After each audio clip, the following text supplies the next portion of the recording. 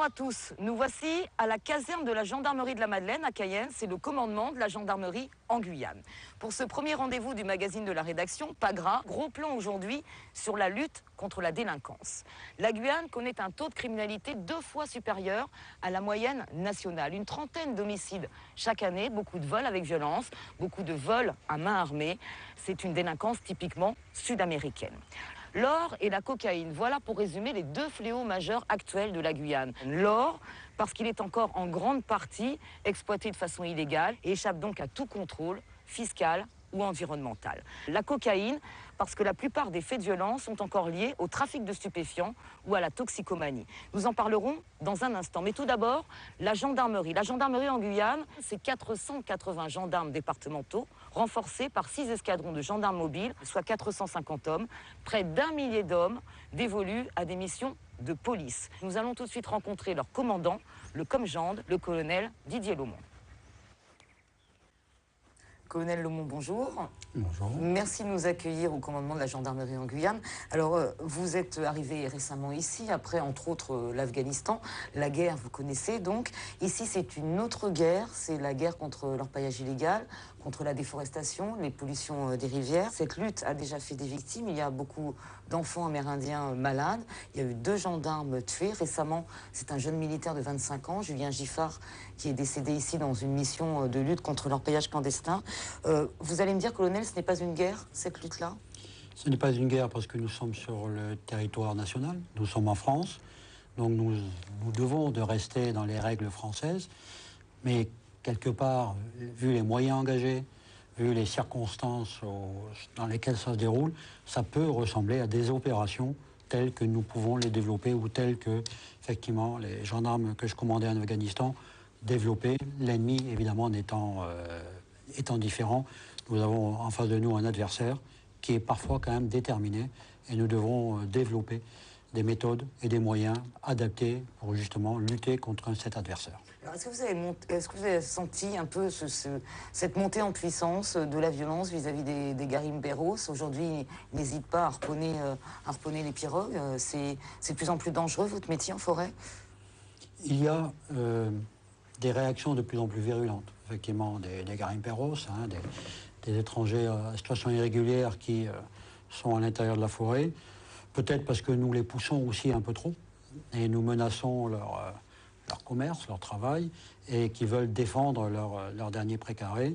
Mais il est vrai que maintenant, ils n'hésitent pas à s'en prendre à nous pour tenter de forcer les barrages, à charge pour nous de développer des moyens et l'emploi d'armes que nous avons au sein du GI2G, qui nous permettent de les stopper sans évidemment leur porter trop de préjudice, mais pour être efficaces.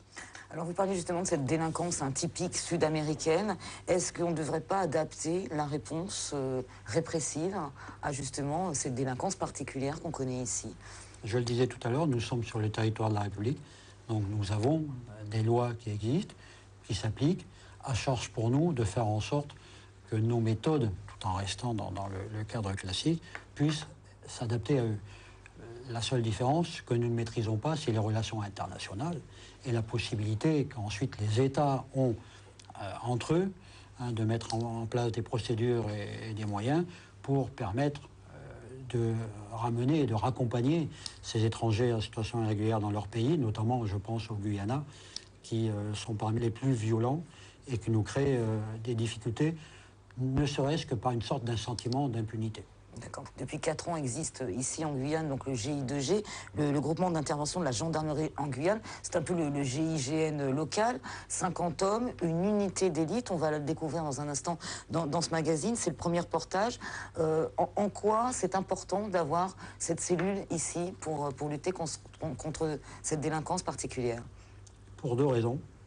La première, nous avons affaire à une délinquance très particulière, donc il faut un outil performant. La deuxième raison, c'est que nous sommes loin de la métropole. Le GIGN ne peut pas venir régulièrement nous renforcer. Donc, il faut, sur place, se créer un outil, des moyens, avec des personnels particulièrement affûtés, chevronnés, pour compenser cette absence. Ils ne font pas tout ce que fait le GIGN, il va de soi, mais en grande partie. Et donc, tout leur honneur, c'est d'arriver à nous permettre efficacement de lutter contre cette délinquance avec les moyens dont nous disposons sur place. Merci colonel, on va donc découvrir cette fameuse unité, le GI2G. Le reportage est signé Célibé Palude, Stéphane Petitfrère et Céline Ferrari. On s'engage au GI2G tout d'abord pour servir. On a le goût de l'action, on a le goût de l'aventure. On est prêt à un certain nombre de sacrifices. L'autre bras. Non. Oui, l'autre. Les individus auxquels nous devons faire face, en fait, sont systématiquement armés. 4 heures du matin, gendarmerie de Cayenne. Ces hommes sont membres du groupe d'intervention de la gendarmerie de Guyane. Vous ne verrez jamais leur visage. Un décret ministériel de 1992 protège l'anonymat des unités d'élite. Ils se préparent à interpeller un dealer sous le coup d'un mandat d'arrêt dans le cadre d'une vaste affaire de trafic de stupéfiants. L'individu est potentiellement dangereux et systématiquement armé. C'est pour ces raisons que les enquêteurs font appel à cette unité spécialisée. Chacun connaît sa place et s'équipe en conséquence. Direction Kourou à 60 km de Cayenne. 6 heures, début de l'assaut.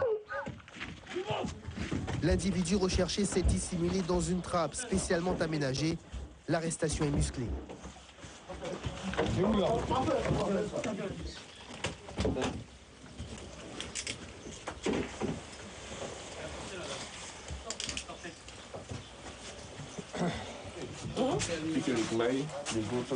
C'est toi, c'est toi, c'est toi.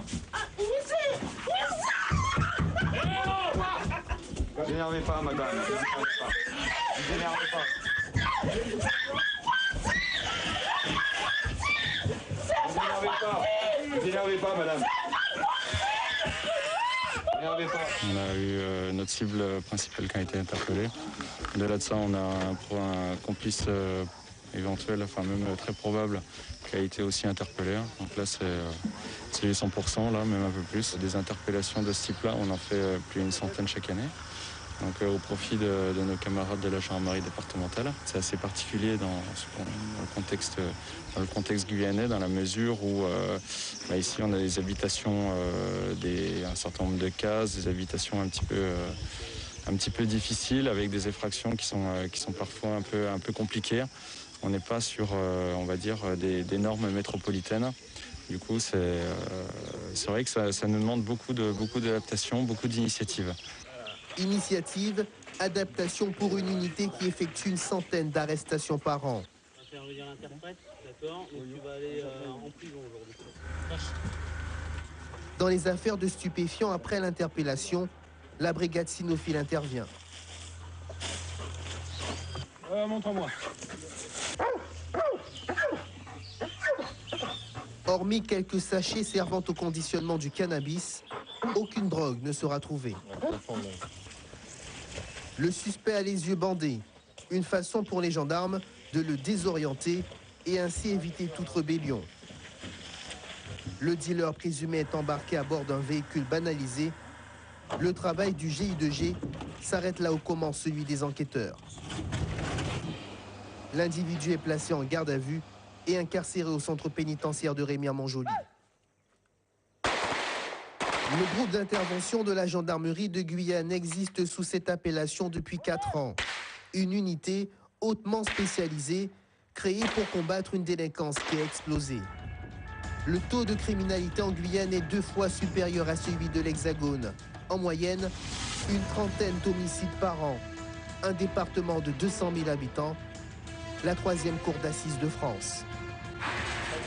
Pour faire face à cette criminalité sud-américaine ultra-violente et épauler les autres unités de la force publique, le GI2G est composé de 50 gendarmes expérimentés, tous issus d'une unité d'intervention dans l'Hexagone. Après une sélection drastique, 6 semaines de formation au GIGN, puis un stage au centre d'entraînement en forêt équatoriale avec les légionnaires, ces gendarmes d'élite vont durant 4 ans remplir des missions d'un haut niveau d'intensité sur tout le département. Prise d'otages, protection et observation, retranchement de forcenés, interpellation et escorte sensible. Ils sont aussi sollicités lors des opérations anti-drogue et très actifs dans la lutte contre l'orpaillage clandestin. Des missions hors du commun et des moyens qui le sont tout autant. Le GI2G est la seule unité outre-mer habilitée à faire du tir embarqué en hélicoptère. Et pour mener à bien leur mission, ils disposent d'un arsenal impressionnant. Le HK MP5, équipé d'un M-Point, donc différents organes d'aide à la visée, et une aide à la visée avec un laser, un pointeur laser et une lampe torche. C'est l'arme de prédilection pour les hommes du GI2G. C'est une des armes de prédilection. Celle-ci et le HK MP5 aussi, doté d'aide à la visée, qui nous permettent d'une grande précision avec une grande rapidité, quoi. Ensuite, en arme non létale, que nous possédons également, qui sert énormément sur les missions d'interception en milieu nautique, le 40 mm. Ceci est une arme capable de lancer des projectiles de 40 mm, non létale à partir de 7 mètres. Donc interdit d'utilisation en dessous de cette distance. Dans les villages, si on est parti par des Brésiliens violents mais non armés, qui peut, par exemple, s'ils sont armés de coupe-coupe, au lieu de tirer dessus avec une arme létale, on les fait reculer avec ça sans aucun souci. C'est un peu le même style que le flashball. Autre arme qui est très intéressante puisqu'elle est aussi qui est paralysante, le taser, connu de beaucoup de personnes, qui peut être utilisé de différentes façons. Donc soit ce qu'on appelle en mode choker. Donc on applique simplement les deux petites électrodes sur une partie du corps de l'individu arrêté. On injecte le faisceau électrique. Et là, il est au niveau d'un muscle tétanisé et il se laisse manipuler plus facilement. Et si toutefois l'individu est en fuite, on ajoute cette petite cartouche. Au moment de la pression de la détente, libère deux câbles de 7 mètres de long à peu près. Deux petits dards viennent se planter dans les habits de l'individu et lui lance une décharge électrique qui le paralyse complètement, quoi. Et pendant 5 secondes, on a sans problème la façon pour le neutraliser. Le fusil à pompe Benelli, donc un fusil à pompe semi-automatique, pareil, agrémenté d'une aide à la visée, toujours pour les mêmes raisons. Très pratique au milieu nautique, pour l'interception de pirogues, donc une capacité de 6 coups, sans avoir à actionner une pompe ou quoi que ce soit, parce qu'il est semi-automatique. On peut enchaîner sans aucun souci, quoi. Toutes ces armes sont adaptées à la réalité guyanaise. Oui, parce que la plupart des armes ont été choisies par nous en fonction de critères qu'on avait demandés. Sur un panel des catalogues qu'on nous avait proposés, on a testé et choisi ces armes. Donc elles sont vraiment adaptées à nos missions. Des armes adaptées aux missions, notamment celles liées à la lutte contre l'orpaillage illégal. Il serait entre 5 et 8 000 chercheurs d'or en Guyane, dans leur majorité brésiliens et clandestins, les garimpeiros. Et pour extraire le métal jaune si précieux, la forêt est détruite et les rivières polluées au mercure. Des sites clandestins ravitaillés très souvent par pirogue. Pour neutraliser ces embarcations et réduire ces trafics, le GI2G a mis au point sa propre technique d'interception. C'est la seule unité au monde à utiliser les jet skis pour les interventions nautiques. Démonstration.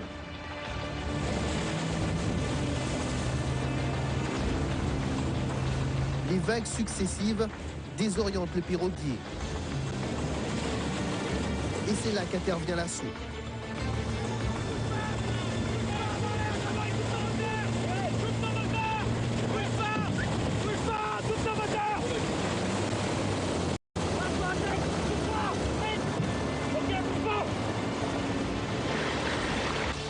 Créée en 2008, cette technique n'a cessé d'évoluer. Ces gendarmes suivent une formation spécifique leur permettant d'acquérir un savoir-faire unique qui intéresse maintenant d'autres unités d'intervention à travers le monde. Avec un cours de l'or qui ne cesse de grimper, les piroguiers de ces embarcations illégales sont prêts à prendre tous les risques. À de nombreuses reprises, les gendarmes du GI2G ont dû faire usage de leurs armes pour stopper ces trafiquants très déterminés. Ces militaires doivent continuellement s'adapter. Les Garimperos, spécialistes du milieu équatorial, font évoluer leur mode opératoire afin d'échapper à la pression constante des autorités. Il est 23 h. Le GI2G a été informé qu'une pirogue de près de 10 mètres, transportant plusieurs tonnes de marchandises, accosterait au débarcadère de la Gabaré, à Saint-Georges-de-l'Oyapock, ville frontalière avec le Brésil. Vu la configuration des lieux, impossible pour eux d'utiliser les jets. Ils vont donc monter une planque en pleine forêt. Après 3 heures d'attente,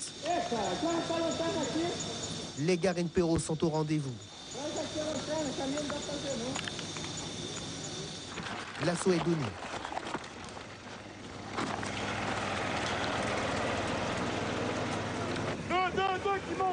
Pour ne pas se faire prendre, certains sautent à l'eau. 4 d'entre eux sont interpellés. Touchez-le au sol, les gars. Oui, Mets-toi par terre, mets-toi par terre. Mets-toi par terre, mets-toi par terre. Allez, d'accord. D'accord. Eh, pas vu. Pas blessé, moi. On va pas te blesser. Non, on va pas te blesser. Pas de problème. S'il te plaît, il n'y a pas de Retourne-toi. Comment j'ai fait? Donne-moi ton bras. Retourne-toi. Mets-toi au sol. On va pas te faire mal. Donne-moi ton bras. Voilà. L'autre bras. Non. Oui, l'autre bras. Voilà. S'il te plaît. Pas blessé, moi. On va pas te blesser. S'il te plaît. Il s'est que resté. S'il te plaît. Je m'appelle. C'est comment ton prénom? Hein? Comment c'est ton prénom? Je m'appelle. Comment tu t'appelles? Je m'appelle Damascène. L'information était bonne. Dans la pirogue, près de 4 tonnes de marchandises que ces passeurs commençaient à charger dans un camion volé. De la nourriture et du matériel pour extraire l'or. Et pour que les Garimperos ne manquent pas de viande fraîche sur les sites d'orpaillage, 4 porcs de près de 80 kilos ont été embarqués. Ces clandestins sont placés en garde à vue en attendant leur mise en examen. Quant à la pirogue, elle est détruite et brûlée sur place. Fin de soirée pour les hommes du GI2G. Le lendemain matin, ils sont mobilisés pour une mission d'extraction, c'est-à-dire qu'ils doivent escorter un détenu du centre pénitentiaire de Remire-Montjoly au tribunal de Cayenne. Cet homme est convoqué devant le juge d'instruction. Ayant reçu des menaces de mort, jugées sérieuses, le GI2G a été requis pour sécuriser le transfèrement. Aucun incident au cours de cette mission.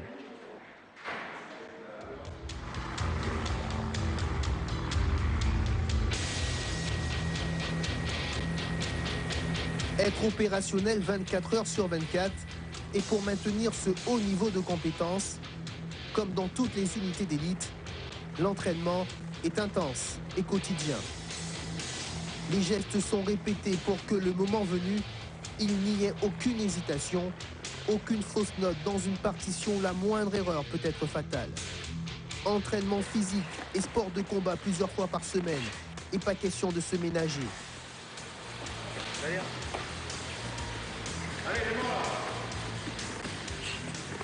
Attitude, toujours, on est face à la cible, les 2 épaules face à la cible.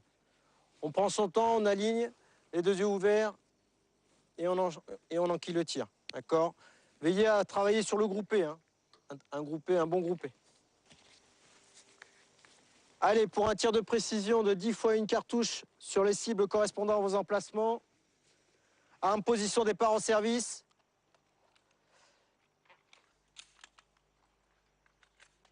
Vous commencez le feu.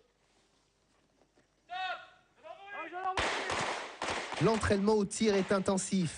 Selon les statistiques, la Guyane représente environ 25% des usages des armes de la gendarmerie nationale.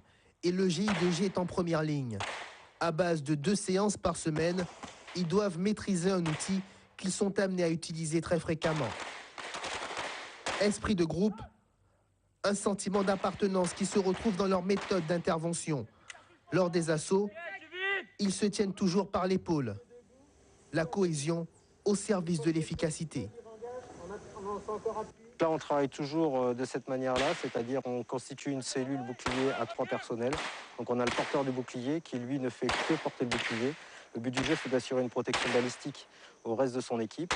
Et ensuite, il a un appui-feu à droite et à gauche pour pouvoir avoir une réponse de tir à droite ou à gauche en fonction de la situation de la menace, du positionnement de la menace.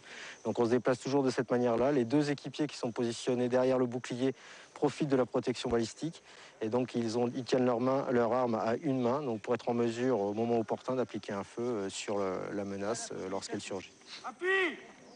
Le délai entre l'exercice et la pratique est très court pour cette unité d'élite. Le GI2G doit être prêt à réagir à la demande. Ça se passe sur 2 niveaux avec un escalier central. Et cette fois, c'est la police nationale qui fait appel à eux pour une interpellation domiciliaire de grande envergure. On peut avoir une population collatérale qui n'a rien à voir avec notre affaire. Là, on a, audition de voyous, 20 ou 30 par 15, quoi. On a des individus interpellés qui sont vraiment très dangereux, qui ont un pédigré, qui sont connus pour ça. À partir de là, on a des professionnels au sein de la gendarmerie. On a un groupe d'intervention qui est capable de nous épauler. Donc il serait ridicule de ne pas les utiliser. Donc on a sollicité la gendarmerie. C'est un partenariat qu'on fait assez régulièrement parce que ce sont encore une fois de grands professionnels. Ce qui veut dire que nous, dans ce cas-là, nous n'avons à nous préoccuper que de l'aspect procédural des choses. Ces individus et leurs complices sont soupçonnés d'un homicide qui a suscité l'émoi dans la population. C'était le 12 juin 2010. Un père de famille de 29 ans est abattu devant un distributeur de billets à Cayenne. Un meurtre pour 40 €. Rendez-vous à la brigade de Kourou. Pour cette intervention conjointe, police, gendarmerie, une trentaine d'hommes est mobilisée. Et c'est le GI2G qui coordonne cette opération. Usage des armes dans le respect des textes réglementaires. On ne connaît pas les lieux à l'intérieur, on ne sait pas le nombre de personnes qui est à l'intérieur. Donc on peut retrouver n'importe qui, il peut y avoir des gens qui sont totalement étrangers à l'affaire. Donc si jamais il y a un cas d'usage des armes, on privilégie les tirs fichants en raison de la multiplicité des positions sur zone. D'accord ? Dans tout état de cause, vous n'annoncerez clair qu'à partir du moment où vous avez clairement fouillé toute la zone. Ok, j'ai pas envie de me retrouver avec un lascar qui était planqué, qu'on n'avait pas vu et qui a surgi au dernier moment avec un calibre à la main. Donc clairement, top action. Allez, allez, allez, allez, allez. Stop, stop, stop, stop.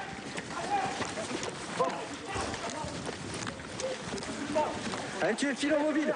Les 3 mobiles. Il y en a 2 sur là. Allez, allez. Vite, vite, vite. Calmez-vous, calmez-vous. Les gars, là, traitez-le, là. Calmez-vous, calmez-vous. On tient les frags à moi, les frags. Allez, compte rendu, les gars. Personne qui a été sans gros. C'est clair, c'est sûr?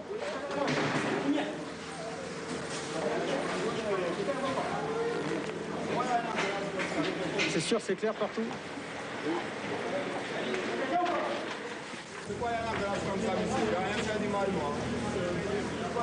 Ok, donc pour tous, vous laissez juste 2 éléments à l'intérieur. Pour le reste, vous en mettez au niveau du véhicule. Il y a un gars qui reste ici pour le moment. Vous maintenez juste une surveillance à hauteur de 2 personnels sur chaque site. 3 personnes sont arrêtées, dont une en possession d'une arme blanche. Certaines d'entre elles seront placées en garde à vue. Le squat est sécurisé, les enquêteurs prennent le relais et fouillent les lieux à la recherche d'indices. Et au milieu de cette agitation, cette fillette de 7 ans, traumatisée.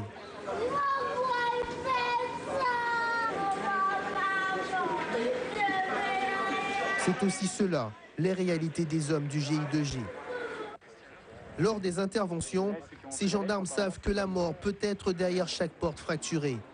Mobilisables 24 heures sur 24, après chaque mission aussi dangereuse soit-elle, ces hommes surentraînés redeviennent tout simplement des pères de famille. Ils ne parlent jamais de leurs opérations et des risques. Être la femme d'un gendarme d'élite, c'est savoir gérer l'absence.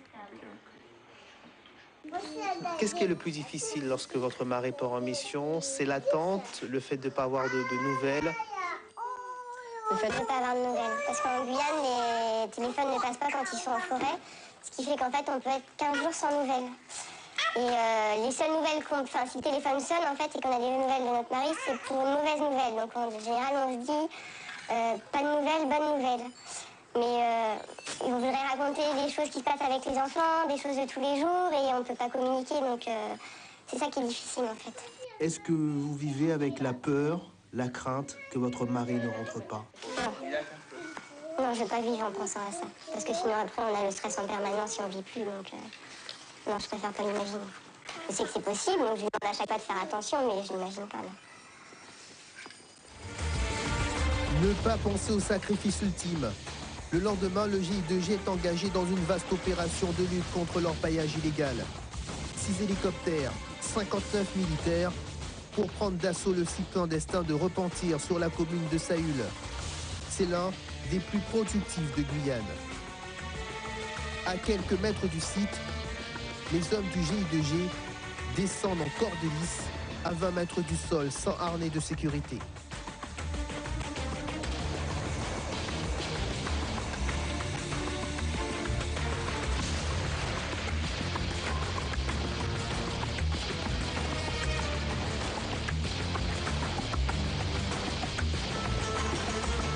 Dans ce type d'opération, ils interviennent en premier pour sécuriser et éliminer toute menace.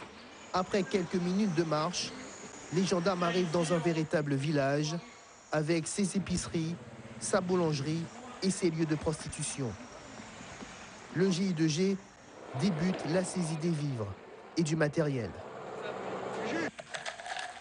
De l'or, du mercure et des armes. La mission s'est parfaitement bien déroulée dans le sens où le matériel présent répondait à nos attentes. Énormément de monde, énormément de matériel, donc beaucoup de destruction. Donc pour nous, la mission a été remplie. 200 Garine-Perros qui s'empressent de récupérer ce qu'ils peuvent. Ces forçats de l'or travaillent sans relâche. Sur les sites, tout se paye et à 27 € le kilo de sucre, chaque vivre ramassé vaut son pesant d'or. Et le face-à-face avec les gendarmes est souvent tendu. À un moment donné, sous la pression, on a été contraint de faire l'usage de grenades de désencerclement qui sont qui sont destinées justement à ce genre d'opération, à savoir lorsque les gens viennent trop au contact et qu'on n'arrive plus à les repousser par la voie, on est contraint de jeter quelques grenades pour les faire reculer. Et on a fait également l'usage d'une grenade de 40 mm sur un individu qui était particulièrement virulent à notre égard. Donc on lui a fait les sommations et il a tenu à rester sur zone et s'est montré menaçant, donc nous avons fait l'usage d'une 40 mm. Très souvent, les Garine-Perros n'hésitent pas à tirer sur les gendarmes. Mais une fois interpellés, ils savent qu'ils seront mieux traités par les militaires français que par la police brésilienne. On n'a pas peur. Comme nous ne sommes pas des voleurs, la gendarmerie ne va rien nous faire. Ici, c'est plus facile de trouver de l'or et de se faire de l'argent, même si je sais que c'est illégal. On va tenter de nouveau. L'orpaillage ne va jamais se terminer. Les gendarmes peuvent revenir dans 1 mois, 2 mois, 7 mois. Il y aura toujours des orpailleurs. Attention, attention. Poussez-vous. Mets là-bas, attention. Allez, ça vit pour vous les gars. Les autres militaires ont rejoint le camp et poursuivent la destruction du village. Les hommes du GI2G se rendent sur l'exploitation minière. Ils y découvrent une zone quasi désertique, une complètement ravagée.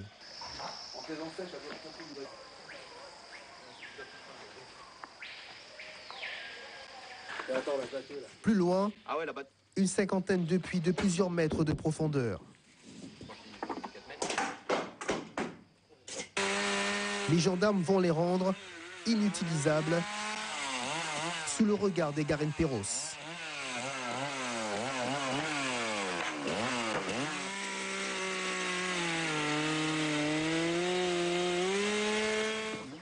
Une opération qui n'a rien d'exceptionnel pour ces spécialistes de l'infiltration en jungle.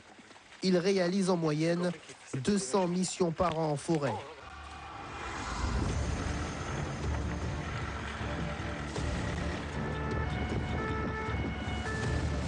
Le groupe d'intervention de la gendarmerie de Guyane est très sollicité, dans un département sous pression constante. Lutte contre l'orpaillage clandestin, interpellation sensible, la criminalité sud-américaine à laquelle ils sont confrontés fait de cette unité la plus exposée aux tirs sur tout le territoire national. Ces hommes d'élite payent un lourd tribut à ce fort engagement. Chaque année, bon nombre d'entre eux sont blessés en intervention, sans compter qu'en moyenne, 40% des effectifs sont atteints du paludisme. Mais en quittant la Guyane au bout de 4 ans, tous sont conscients d'avoir vécu une expérience unique au monde.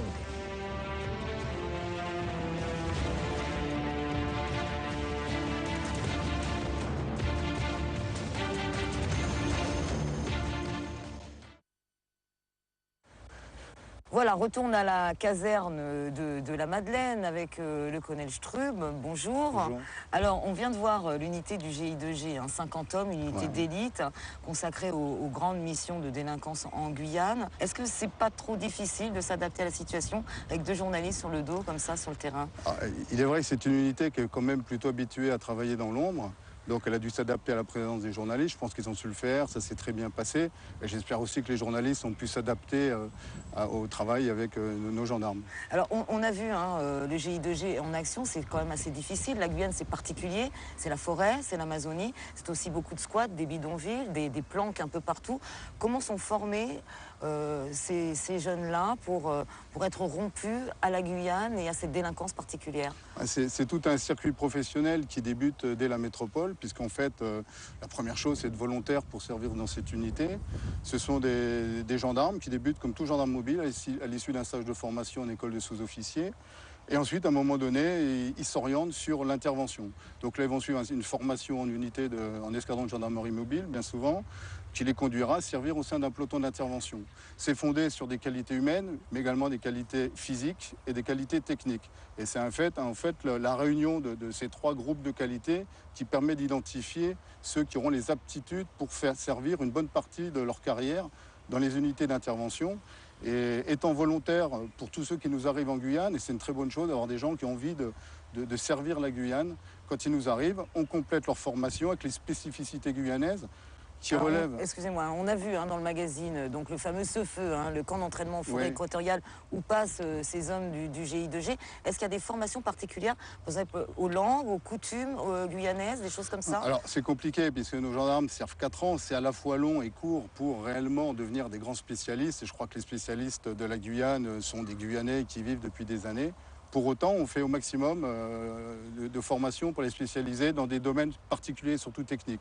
L'emploi du maintien de moyens de localisation, une connaissance de la forêt, des échanges avec des gens du PAG, par exemple, qui leur permettent de découvrir des cultures locales qu'il faut intégrer dans l'exécution des missions, mais également les imprègne de la violence un peu qui caractérise certains de nos clients de la gendarmerie. Ça fait partie d'une formation, puisqu'en fait, il faut qu'ils s'adaptent, qui s'approprient les conditions de travail en Guyane, sans oublier bien évidemment le milieu qui est très spécifique, la connaissance de la forêt, la connaissance du fleuve. Vous avez vu que nos gendarmes travaillent beaucoup de nuit sur les fleuves guyanais. On sait qu'ils sont dangereux et à nous aussi de leur montrer les limites à ne pas dépasser pour ne pas courir de risques inutiles. Alors il y a à peu près 1000 hommes, la gendarmerie, donc ces 50-là ne font partie que d'une grande équipe. Comment on arrive à intégrer un peu tout le monde pour que ça se passe bien dans toutes les missions? Bien, disons, c'est un peu la spécificité de la gendarmerie, d'avoir un peu spécialisé ses personnels dans différents domaines. Il est certain que le groupe d'intervention en tant que tel ne représente rien si derrière on n'avait pas des unités territoriales, des unités de recherche qui travaillent pour identifier, d'une part, constater des infractions, les faire cesser, identifier les auteurs. Et à un moment donné, le groupe d'intervention n'est qu'un outil spécialisé, un maillon de la chaîne qui va être sollicité lorsque les circonstances l'imposent. Vous l'avez vu, ça peut relever des caractéristiques ou de la gravité des crimes commis. Ça peut être des interventions sur des homicides, sur des braqueurs, sur des auteurs de cambriolage ou des cas de prise d'otage. Mais ça peut être aussi simplement relever de la personnalité de la personne interpellée et même pour un délit mineur mais nécessitant une intervention, si on sait la personne dangereuse pour elle-même ou pour autrui, on pourra solliciter le groupe d'intervention qui, lui, va tout faire pour minimiser les effets collatéraux de l'intervention. Colonel Strub, je vous remercie. C'est moi qui vous remercie.